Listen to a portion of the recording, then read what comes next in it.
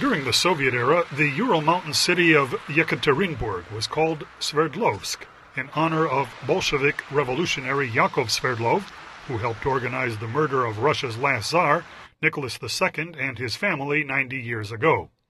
A monument to Sverdlov still stands in the city. Civic activists in Moscow have launched a campaign to remove monuments and to rename Russian streets and places that honor communist leaders. Vladimir Lavrov, a historian at the Russian Academy of Sciences, says street names reflect a nation's values. There is an absence of a certain worldview in Russia, an indiscriminate worldview and lack of direction, which confuses and disorients people, and in particular the youth. 1905 Street in central Moscow is named after a violent uprising against the Tsarist regime that year. Bolsheviks consider the rebellion to have been a precursor of the 1917 Communist Revolution. Activists today are seeking to return the street's pre-communist name, New Jerusalem Street, saying people would associate it with peace and God rather than guns and bloodshed. But a random VOA sampling of local residents indicates little popular demand for change. Sergei is a college student. I suppose you need to know history, but I know little about the history of this street, so I cannot tell you much. If I knew a lot about the history of 1905 and the name New Jerusalem, I could tell you more. But if you ask me, I like the name 1905 better.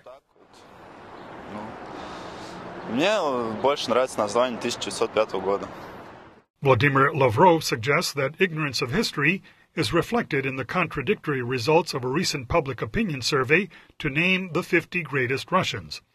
Coming on top were Tsar Nicholas, who was murdered by the communists, and Joseph Stalin, arguably the greatest mass murderer in history. The historian says continued veneration of the communist dictator elicits fear of Russia. It will give an excuse to those who already hate Russia and a reason for other countries to do everything to wall themselves off from us, which includes joining NATO or deploying a missile defense system on their territory. The headquarters of Russia's Federal Security Service, or FSB, is located on a square once named after Felix Dzerzhinsky, former head of FSB's predecessor, the KGB, which persecuted countless millions through the 1980s. The square has in fact been renamed Lubyanka Square, a traditional name.